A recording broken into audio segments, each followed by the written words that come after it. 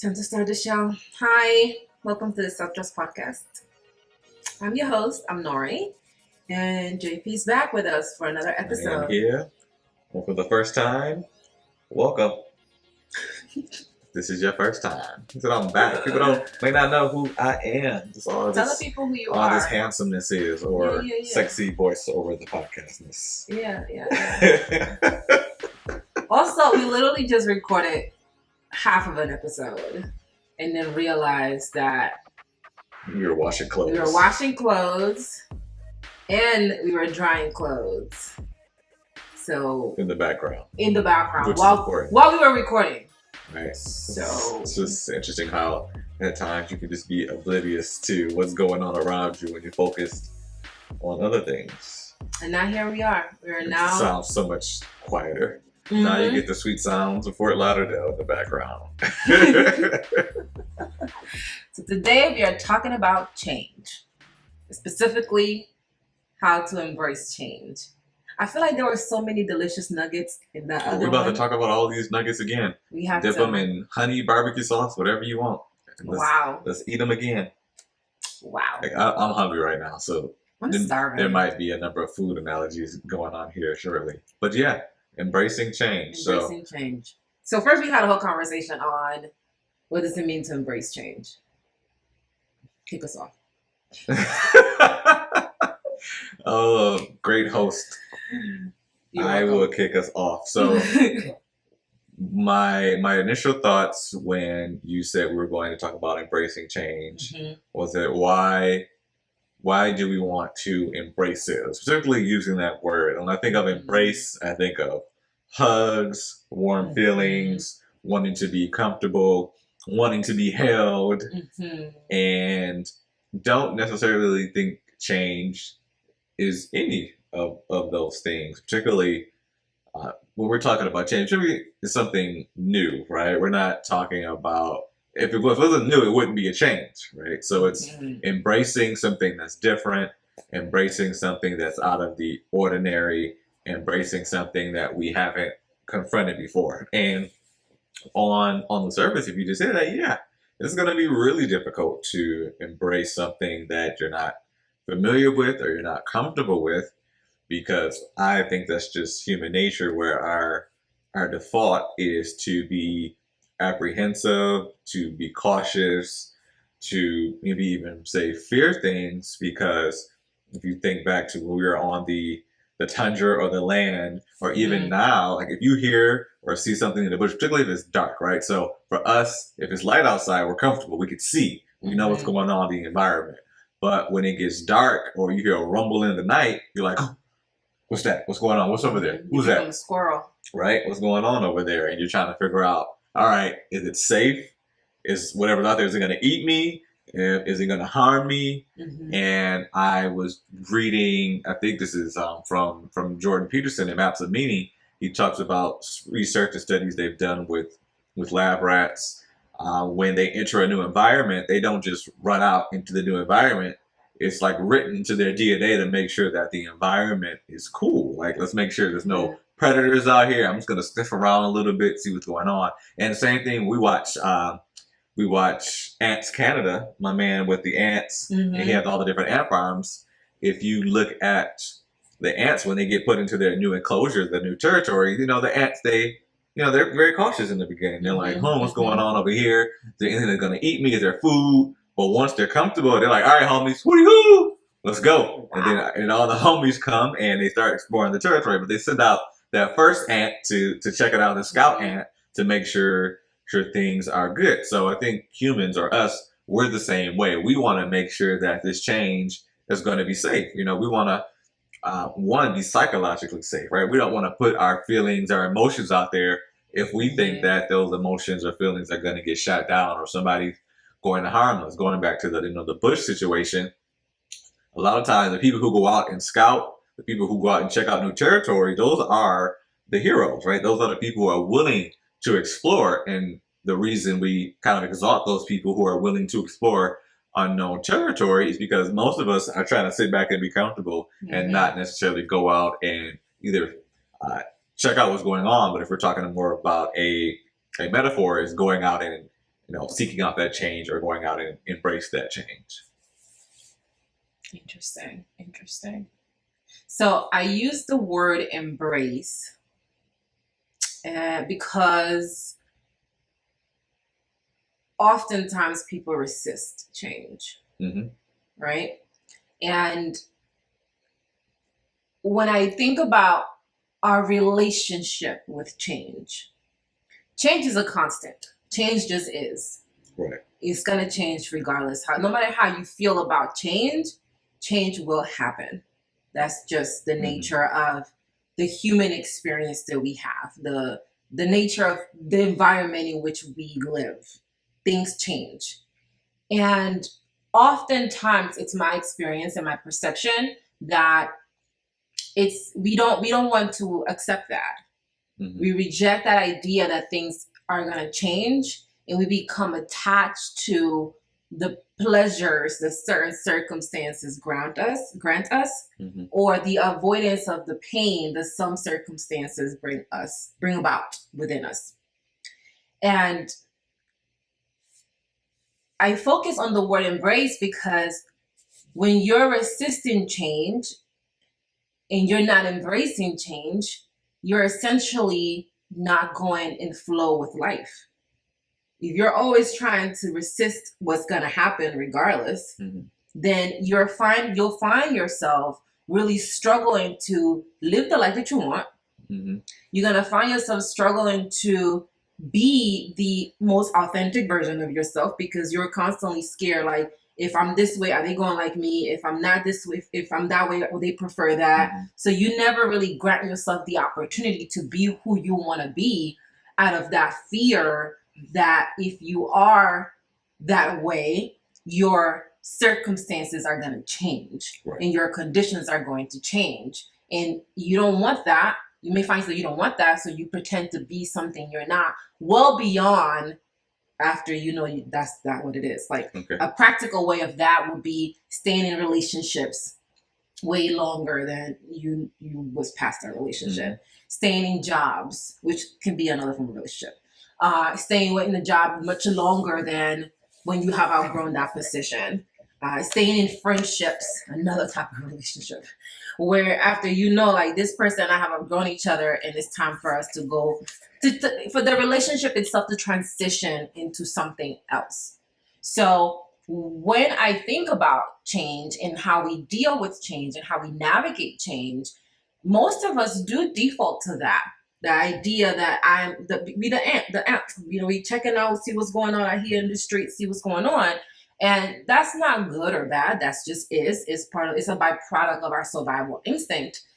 But what I've discovered is that when we do not embrace that that's part of the reality, the change is the one constant, we do not create space to navigate those things with peace with ourselves, and we live in the past or are trying to move into the future without embracing the now, which really is the only place where we can manifest more of the elements of the things that we probably are rejecting from change in the first place.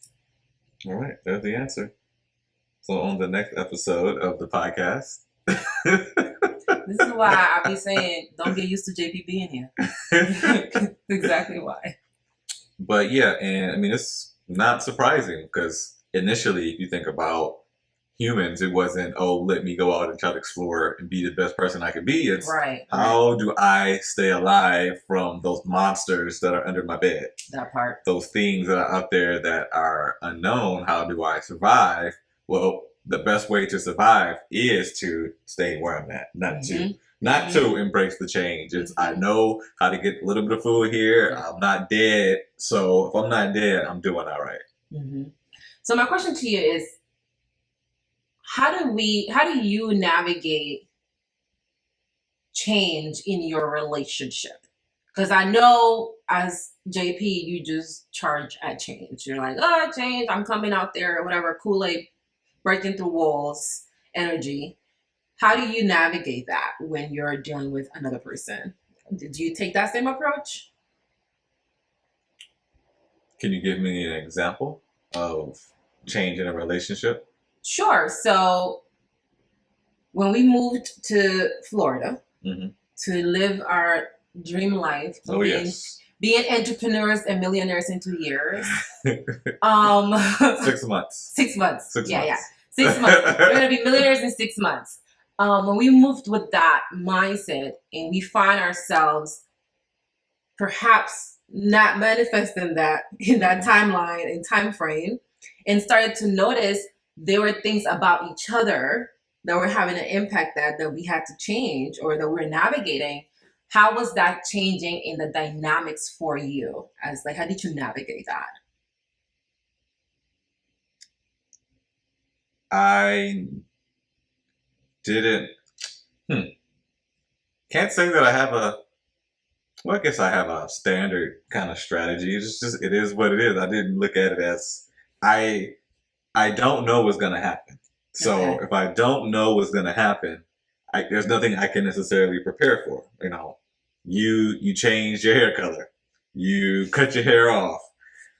Other things happen, with our personalities. I've changed, you've changed. So I wouldn't say there was necessarily a thing I did to cope or handle those things. It just kind of was like, oh, well, that's different, or that changed, huh? Look at that. Okay, keep it moving. Were there moments of frustration during that process? Oh yeah, of course.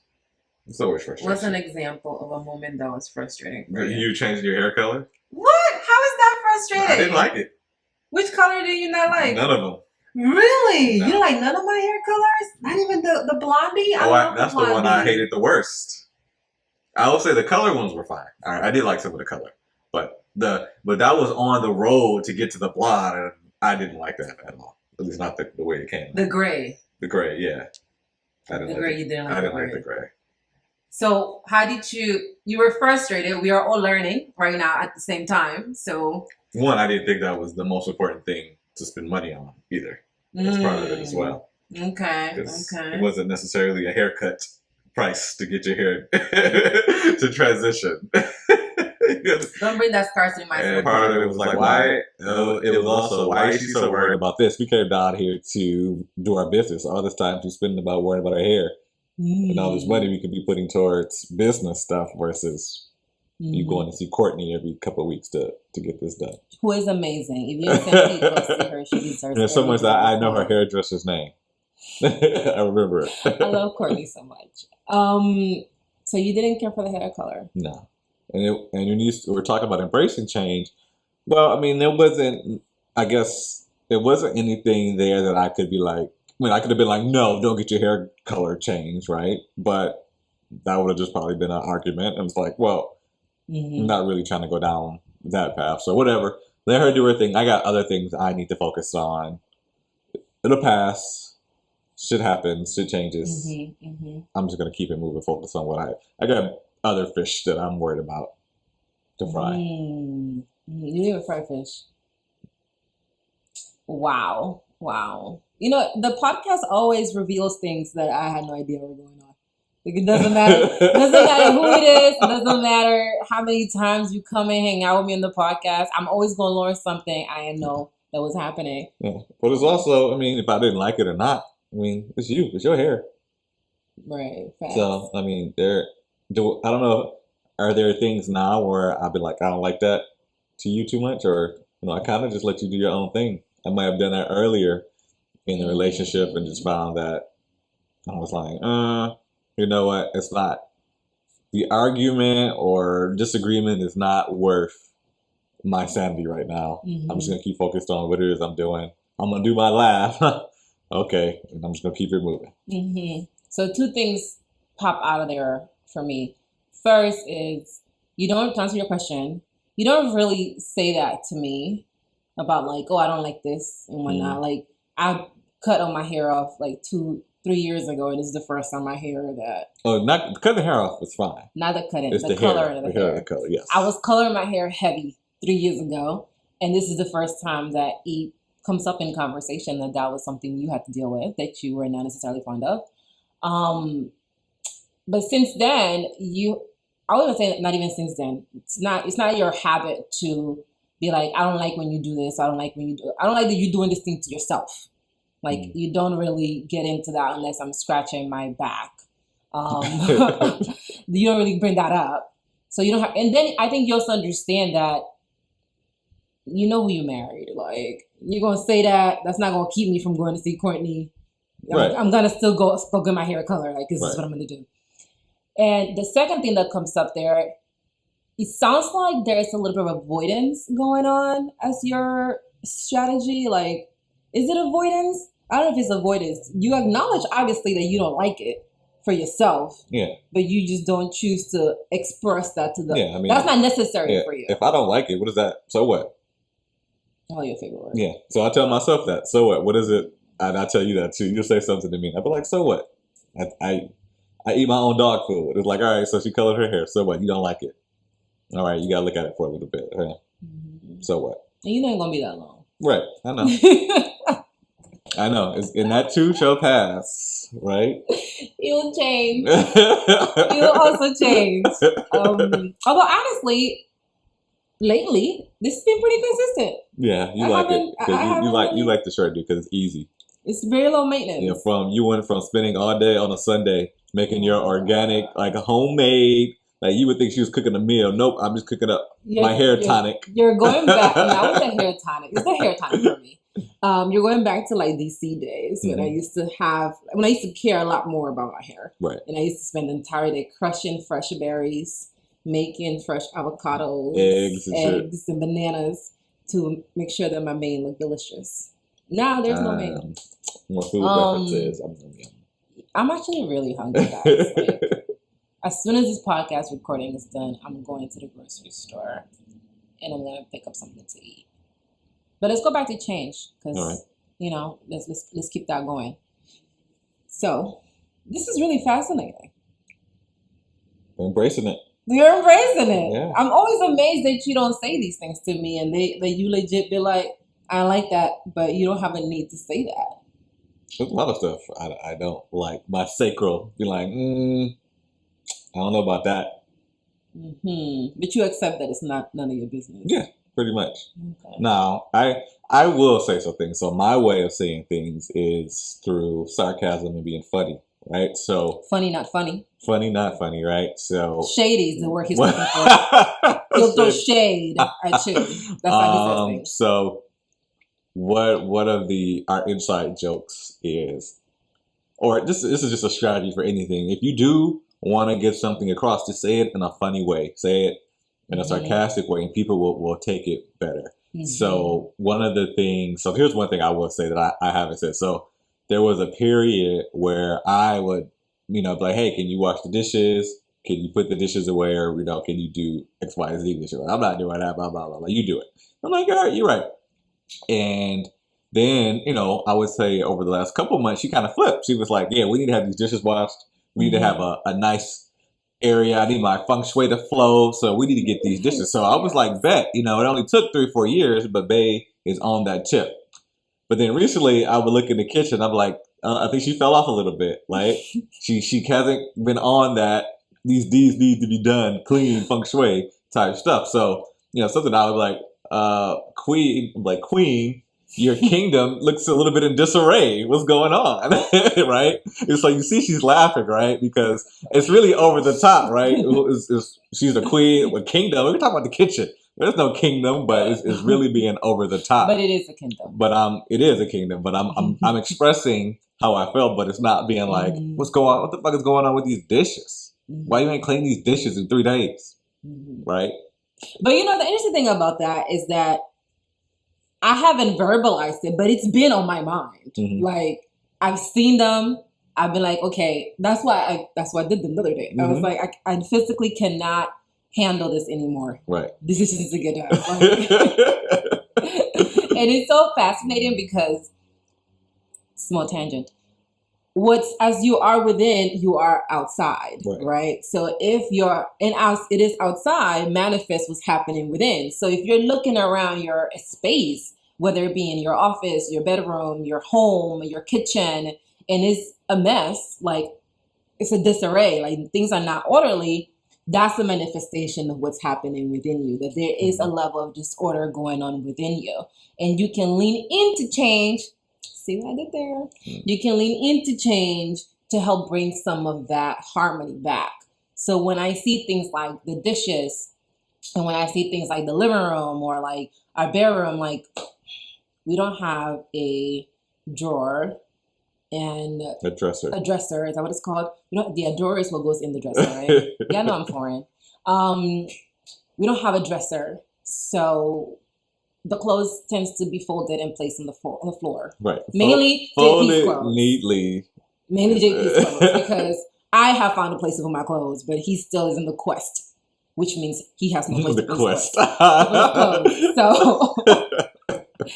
So that is something that low-key drives me a little bit wild. And I'm like, mind your business, just your job. What's your job? What you want your job to be? Fold the clothes, put it over there. All right, when he gets tired of seeing his clothes over here, he may do something about it. Or when you get sufficiently tired of putting the clothes over here, you may take it to the next level and do something else about it, right? So I think that's fascinating because we're both learning to embrace each other like on another level, even as we are growing and accepting change. Like the fact that I'm changing, I'm becoming more orderly, or that's having a higher level of importance in my life, in my quest towards self-mastery. Therefore, I am much more of a stickler about it.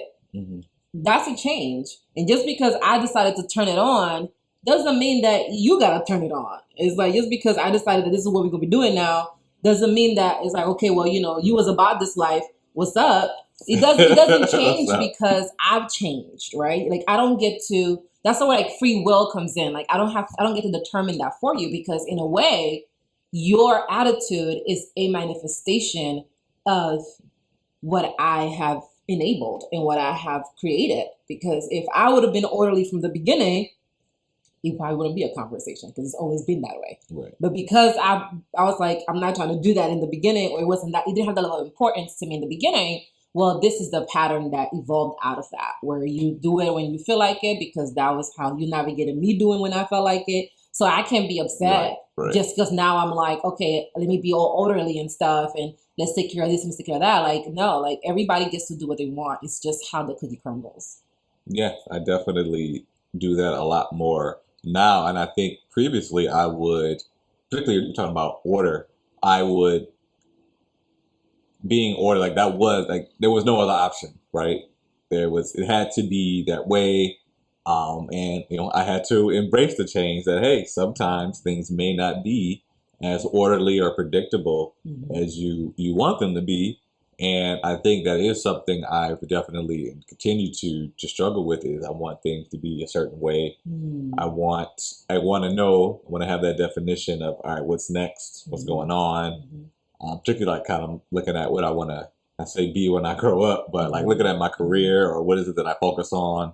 And I do day to day, I want that to be defined, whereas it may not, it may take me another 15, 20 years to really figure out what it is that I can be, or what I can flow with without that resistance that allows me to embrace it without having to try, without having to flip some switch on.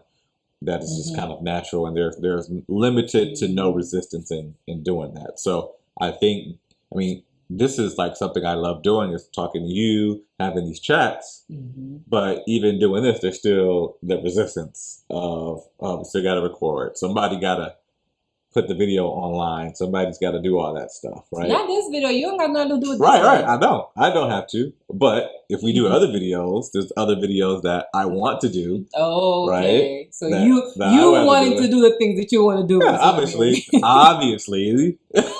Isn't that what it always is? Doing the things I want to do and not doing the things I don't want to do. Right.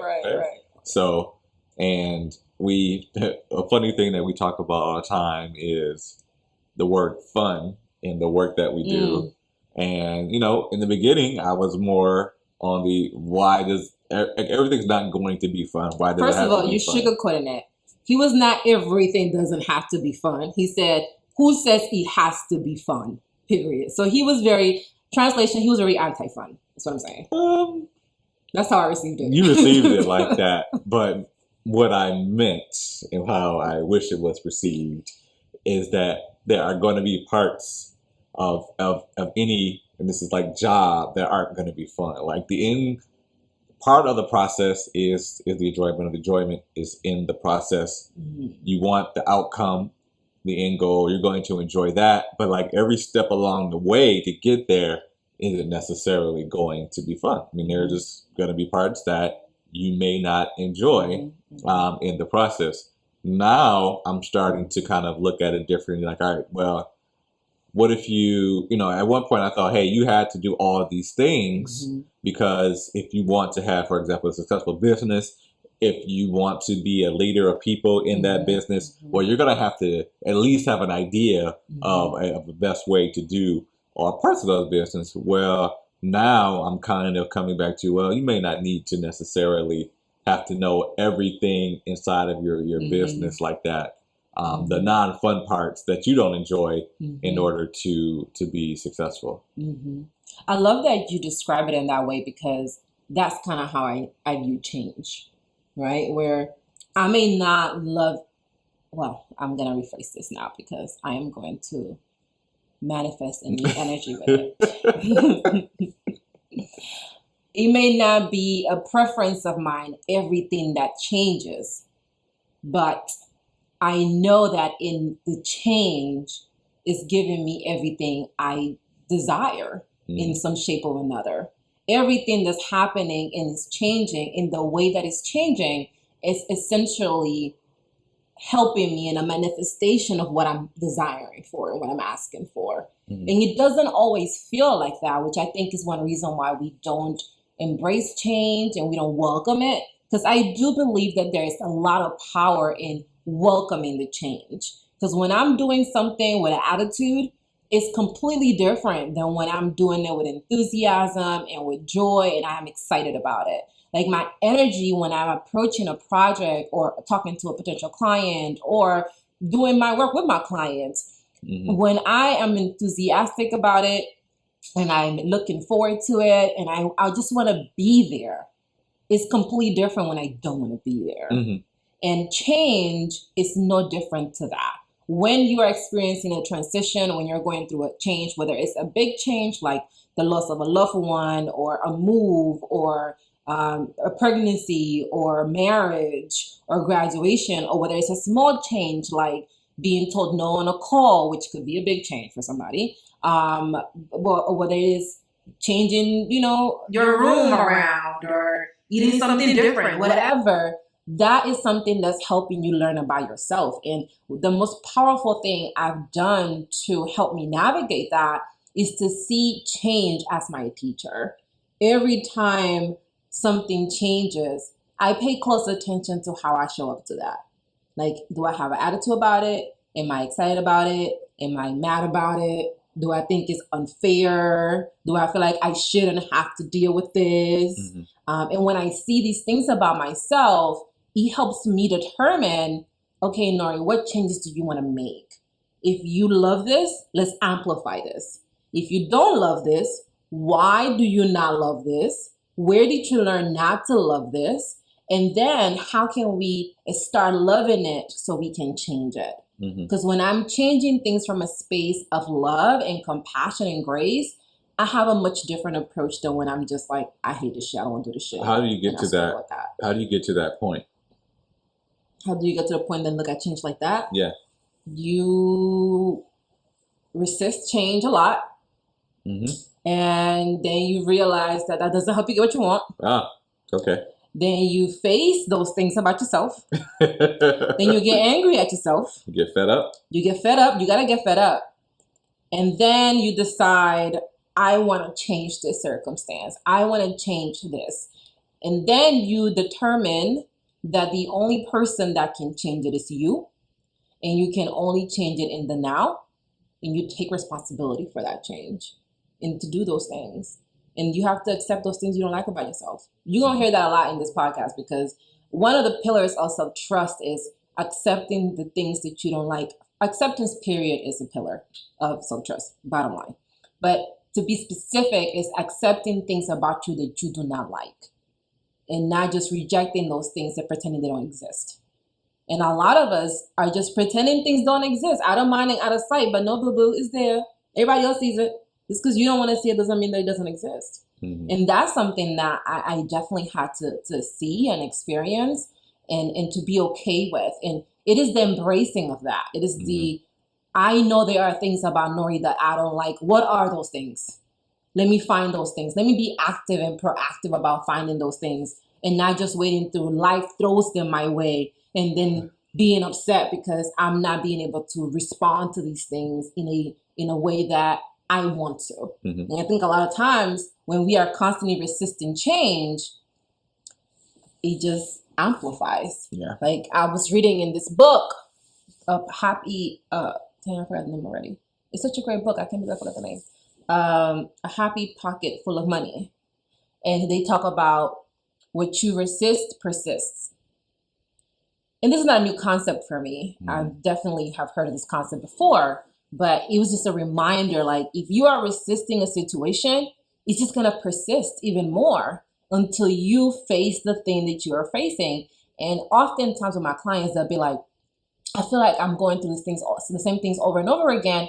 And I'm like, why is that? Why do you feel like you're going through the same things over and over again? Well, it's because you have not learned the thing you're there to learn. And a lot of people live their lives constantly, consistently going through the same experiences and not applying the lessons that they're getting from those experiences because they are resisting change. So I'm not saying it's easy. Because it's not. But if you commit yourself to embracing change, then you allow yourself room to grow. And when you're growing, you're seeing progress. And when you see progress, you stop living your life with an attitude. I think your willingness to embrace change is a function of how much change you're trying to have in your life. Because if you're comfortable, if you got if you have just a 9-to-5 job you go to, you come home and you watch your TV shows and you hang out on the weekend and that's the life you want to live, you may be comfortable not embracing change. You may not want some of these things, but I think when we're talking about embracing change, a lot of times we're referring to trying to improve yourself. When you work with your clients, trying to help them get through specific issues, you have to be willing. I think one of the probably the most important thing you said there was, or we're talking about, was getting fed up. And so I think you get to the point where it's easier to embrace changes because you've been in situations a number of times where you haven't gotten the outcomes that you want. And, after going through that loop a number of times, you're like, all right, something's got to change. I'm sick and tired of not getting what I want. Sick and tired. Right? I'm sick and tired of being sick and tired. Right. And I'm not getting what I want. Or you may have learned at an early age, if you were lucky enough to have someone teach you, like, hey, if you want these things, you have to go out and get it. You're gonna have that resistance.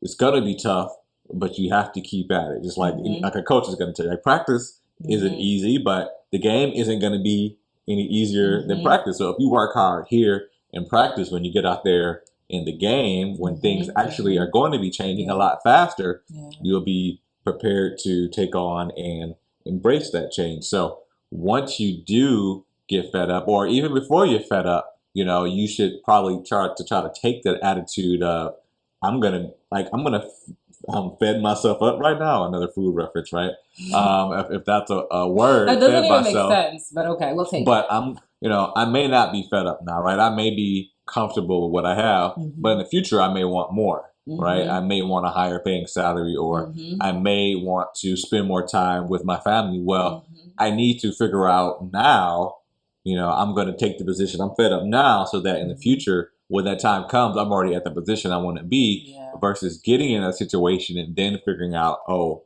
I'm fed up. So, for example, we don't have kids now, but we want to in the future. And I would like to be in a position where I can spend more time with my kids than, say, a typical person who works, more than 40 or 50 hours a week. Well, I'm not fed up yet because, well, maybe I am. Maybe I am fed up now. I think you are fed up because you're already like, I'm already like, you're like, all right, how do I identify what brings me joy, Yeah. so that I can move in that direction more and more, Yeah. and create space to receive what comes from that environment So- versus doing that. So I think which is a great point to bring, because being fed up can look different. Yeah. It's true. Into different people in different Yeah. circumstances. Guess it kind of really, in order to be fed up, you do have to set a goal though, right? Because you can't, if you don't know what it is that you want, you can't be fed up that you haven't reached that goal or that place yet. No, I think that's pretty spot on. I had something else I wanted to share, and it has completely escaped my mind, which means it wasn't that Let important. me get it out. Hold on. Get out my ear. You were talking about getting fed up. You were talking about the importance of getting fed up. Here it is. We don't have to wait till we get fed up. And this is something that a lot of people feel like it has to happen. Like, oh, I gotta hit rock bottom. Mm-hmm. That doesn't have to be your story.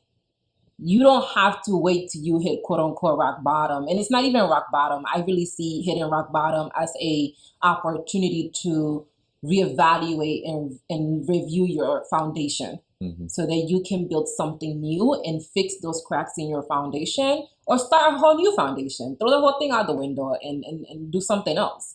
So I don't see that as a good or a bad thing. It's just an opportunity to reevaluate. But a lot of us think that we have to get to that point before we experience a transition to where we want to go. We don't have to do that, but we push ourselves into doing that. We force ourselves to do that because we are resisting the change. We are resisting what is. We are resisting the current reality or your current perceived reality. So you put yourself in a position that the only way you're going to do something about this is to hit that point. And I remember one time you and I were talking about hitting rock bottom, and you were like, it is your body's last resort before you go into crazy mode. I don't know if crazy mode was the word you used, but that's what's coming to my mind right now.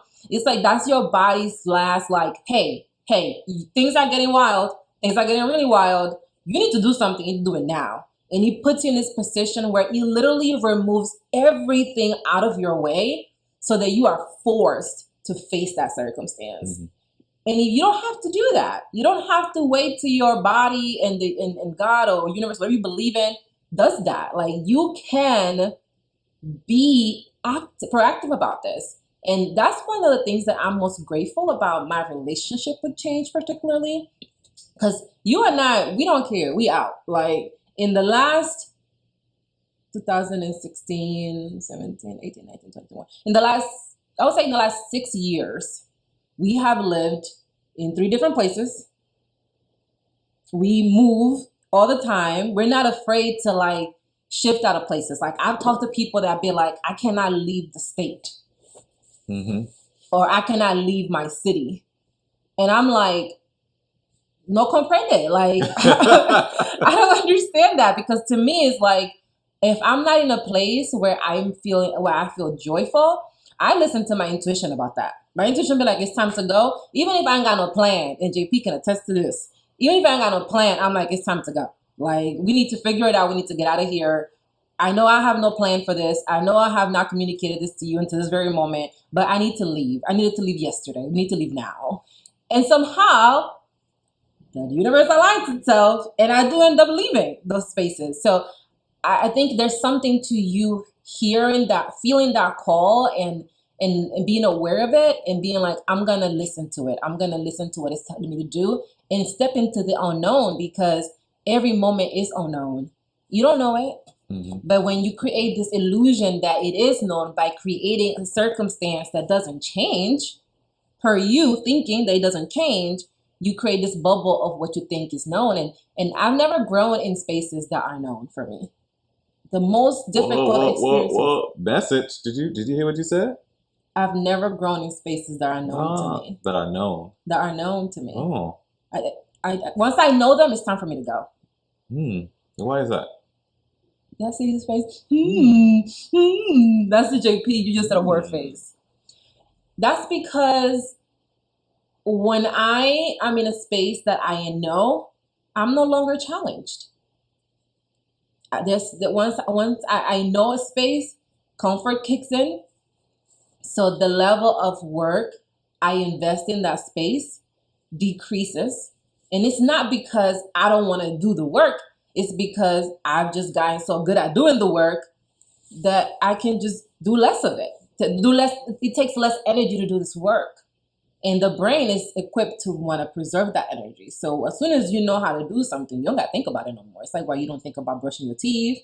Some people not thinking about driving the cars. I don't drive, but I don't see y'all on the road. Y'all doing y'all makeup, y'all texting, y'all eating, y'all drinking coffee, y'all doing everything. Why is that? Why can you do that and still not crash your car besides the universe being on your side? Because you don't think about it. You've done it that many times. You feel comfortable even doing that. Okay. So for me, when I'm in a space when it's known to me, it's time for me to either go. It's time for me to add an unknown element to the space so that I can challenge myself. I love to learn. So if I feel like I'm not learning in a space, I gotta go.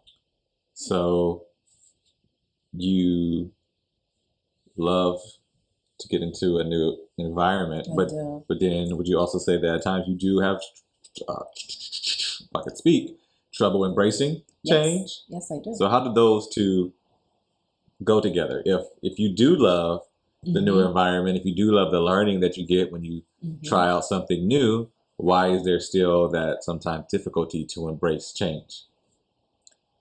The most difficult parts of embracing change for me are when I am getting at things that I've struggled with since childhood, and I'm unpacking some of those fears since when I was a kid. Those are the spaces where I struggle the most with change. So what's the difference between the fear-based change and the embraced-based change, or the change that you are looking forward to?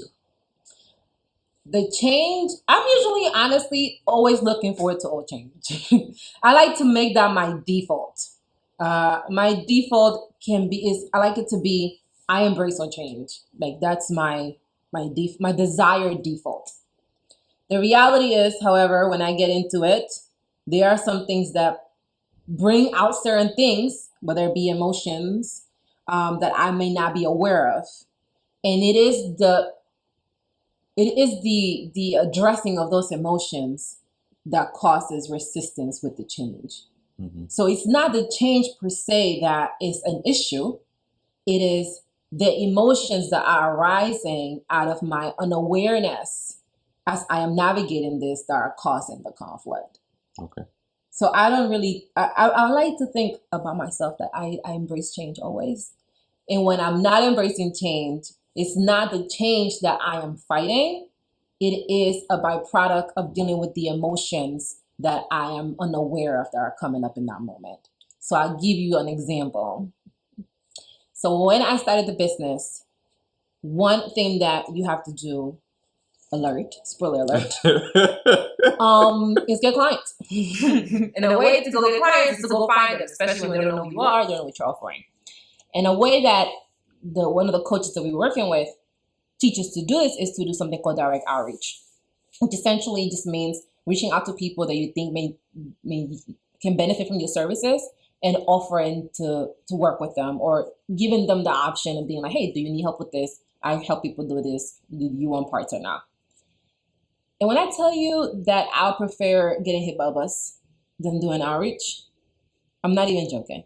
This is something that I was so challenged by. And it was a change. And there were a few things happening with this change. Number one, I perceived that it was being communicated to me that this was the only way to make this happen. That already was triggering for me. Like the idea that this is the only way, the rebellious spirit within me was like, absolutely not. So that's already going on.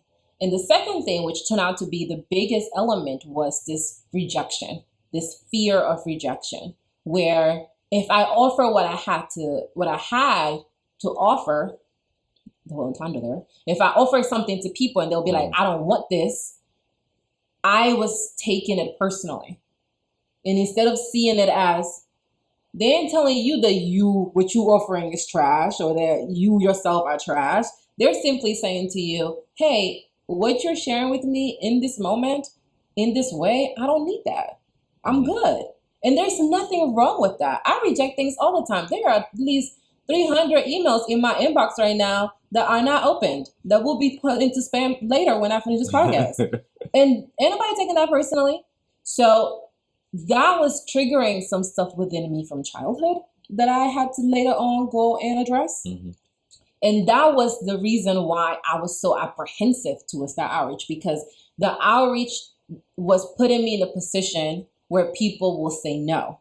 And people saying no was putting me in a position to deal with emotions on how I respond to being told no to. Mm-hmm. And those emotions were the byproduct of things I experienced as a kid that I hadn't fully worked through or even knew were present.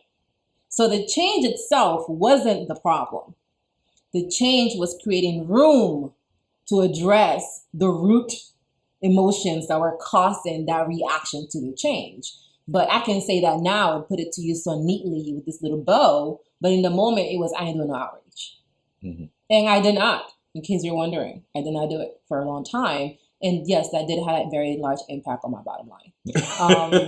I know you're also wondering that. So spoiler, it did not work how I thought it was going to work. Well, it worked exactly how I thought it was going to work, because I decided I wasn't going to do it. And by not doing it, guess what happened? And nobody was telling me no. Think about it. I wasn't doing the outreach and nobody telling me no. Right. It worked. Also, nobody's telling you yes. But also nobody's telling me yes. And now that in 2021, I envision having multiple six-figure months in my business, that's not going to work for me. And I don't have to do it in that way, but I have to figure out a way and try different ways until I determine what's the way that the best fits what I'm trying to do. And to bring it to what JP was saying earlier, like the transformation you want for yourself and others, you have to embody that first. So the clients that I work with, I want them to have six-figure months. And if I want them to have six-figure months, multiple months in a year, then I want to make sure that I'm doing that for myself too. And the only way for that to happen is for me to be internally in a place where I see that value for myself before the six-figure months materialize themselves. That's going to be a big change for me. And in order for me to make that happen, I can't wait for the change to come to me. I have to go through the change. I have to be like, okay, I need to go constantly like the mad scientist and go into the lab and like try the experiments and be like, is it this, is it this, is it that, and see what works and what doesn't work. And a lot of times we don't want to be that person. We want to be the person that just gets told what to do. And even when we get told what to do, we don't want to do it because it doesn't feel good to us, because he brings out those things about us that we don't like, and we don't want to accept those things. And that's why that's such a big piece of trusting yourself, is being able to be like, I don't like the fact that I don't like the fact that I'm struggling so much with doing this outreach. Why is that? Why does this activity have such a power and hold over me? What is it about that? And how do I get to the root of it so that I can address it? And that literally has taken me years. And I'm someone that's actively going towards it. Hours a day spending going towards this. So it can take time to go through these things. And that's why embracing change is so important, because there's something else on the other side of change. And if you're so busy resisting and fighting it, you're not going to get that. You're not. You ain't going to get that cookie. Another food reference. Could actually go for a cookie. How many food references are we going to get into? We've had probably already had too many cookies. We have had too many cookies. But we'll see. What y'all think about this? How do you, I'm talking to you as the listener now, or the watcher, or wherever you are, you know what I mean? You my people now. What's up? What's good? How do you deal with change? How do you embrace change? Do you embrace change? Do you reject change? Thank you. Oh my God, that may sound a little wild to anybody who's listening. I just realized what that may mean to some of y'all, but don't take it personally. This is all love, okay? How do you respond to change? Do you resist it? Do you embrace it? Are you indifferent to it? Do you just be like, I go when I need to, and other than that, leave me alone change? I'm just genuinely curious, because I don't know. Going towards change has been really, really great for my spirit, even when I have not liked it. Do you think you're still in a state of mind where you're rejecting change more than you're embracing it or resisting it? No. Bring it on, change. Come on, boo. Be with me. I want to go in the flow of life, and life is always changing. So I don't want to resist that. I want to embrace it as much as possible because I genuinely believe now more than ever before that everything I need is in this moment. And I don't want to miss it because I don't want to be here. I want to be where I'm at. I want to be with you on this couch, talking to y'all about change. I'm not thinking about the cookie I'm going to have after that. I'm putting down the side for now. I'm thinking about groceries, cookies, pizza. I'm hungry. But, I want to be here. And I for so much of my life, I didn't want to be there. Didn't want to be where I was. Where did you want to be? Somewhere else. You want to be with me? You want to be with me here? Sometimes, I don't know. I can't. That's a very specific example. Obviously, I want to be with you. I'm here. But what I mean is, like, I remember going to places where I was working at and be like, I'm just here for like this check. I'm ready to go. Like, I'm here now, but I'd rather be somewhere else. Like, I'm working on this, but I'd rather be working on my business. Mm-hmm. Like, I'm hanging out with y'all, but I really want to be in my house, not doing nothing. Like, right. I've seen myself in those spaces versus now I'm like, if I don't want to be in a place, I'm not going. You think it's sometimes necessary to be in places you don't want to be? I think it's important to know why you don't want to be in places before determining why you don't want to be there. It's the difference where if I'm like, I don't want to be in a place that is challenging me to grow and I don't want to grow right now versus this just doesn't align with what I'm trying to do. I think it's important to know why you don't want to be in a place and what is the root cause behind that before determining that you don't want to be there. Okay. I like that. She feels grounded.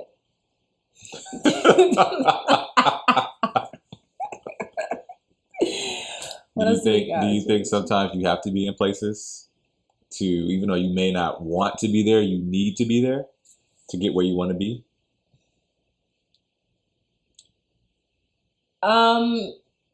Yeah, sure. I believe so. I believe that there are spaces that call for you to be challenged, and sometimes you may not feel like being challenged. Like, even as I talk about embracing change, I say that as much as I can so that my body can know that we embrace change. But there are some changes that I am challenged by, and I will only get better at embracing those changes by being in those spaces. Mm-hmm. It's not just because I say I'm the person that embraces change all the time.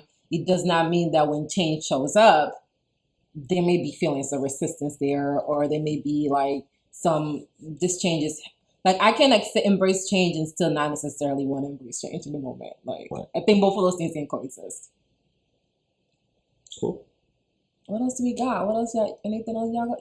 Who y'all? What y'all want to know? We don't have the the Patreon up. We don't have the super chat. Oh, JP's we don't have putting that up up. Ideas to the we world. We don't have that up yet, so we can take questions in the future. It's coming. In the future, we'll take some questions. And that could be a cute moment. We can use the podcast live. Oh, are you officially a co-host? What's happening here? No, I'm not. Okay. I'm not officially don't get used to JP again. We just want to make sure that y'all know that I'll be around, but I'm not. This is the Self-Trust Podcast by Nory Pouncil. Thank you. Special guest, JP. Yeah, special miniseries apparently. This has been 3 episodes now. But yeah, that's how I navigate change. That's how we navigate change. More changes are to come, as they always are, and we look forward to sharing how we navigate those too. But I think if you're struggling with change, just remember that it's part of the process of life. You're having a human experience. And you cannot, as much as you would like to, you can't fight it. Things will change. You are a manifestation of change. You look different than you looked yesterday. And you look different than you looked 10 years ago, 5 years ago, 3 days ago, 4 days ago. Look a lot better. Wow. Once again.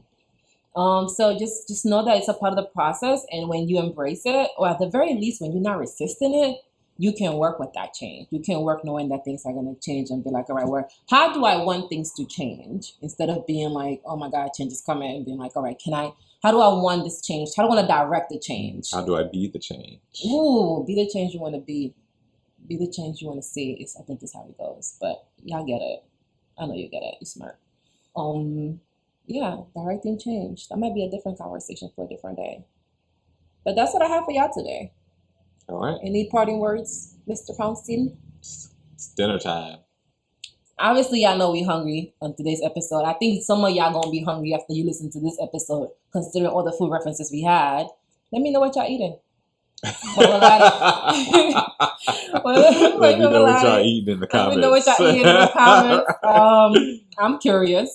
Send me an email. hi@norypouncil.com with your favorite meal. I don't know.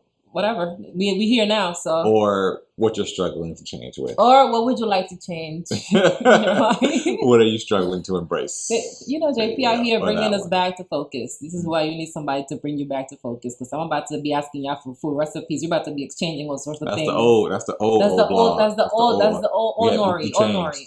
You embrace the change. You embrace the change. That was something that we didn't talk about. A big change I had to embrace was releasing the old brand I had and embracing this new brand. That was something that was challenging that I wanted to embrace, but I struggled with at the beginning because I was so attached to the idea of what I had quote unquote built and the fear of I don't want to start from scratch, right? And I think you were a huge catalyst on that because you were just a reminder that you never start from scratch. You're constantly building, you're constantly evolving, whether you're aware of now, whether it's conscious or subconscious, the growth is always there and you're always building on that growth. So be intentional about building in that growth versus just deliberately scratch it all together and fight it. And that's something that I had to experience because I was so attached to I Am Healthy Fit. I did not want to let it go. But then I can also be like, I'm done with this and completely shut something down. Like I've had to work on being in the middle because I'm good from going from 0 to 100. So quick. I can be like, I love this podcast, and I can be like, I'm deleting the whole episode. I'm deleting every episode, taking off all platforms. Get rid of it. But JP's here, so y'all don't have to worry about that because he'd be like, hold on, wait a second. What's prompting that? Can we just leave it alone for a few days and see how we feel about it in a week or two? And next thing you know, we're still here. So, you know, change. Don't worry, we're trying to figure it out on our own too. I know. We're all just trying to figure it out. Everything is evolving and we're trying to determine. I said we're trying. We are determining what works for us and what doesn't work for us. And some things make it and some things don't make it. And that's okay too because you got to create room for new things. All right. I think we're officially done now. I think so too. Thank you for joining us today's episode of the Self-Trust Podcast. And we look forward to seeing you next time. Later. Hasta luego.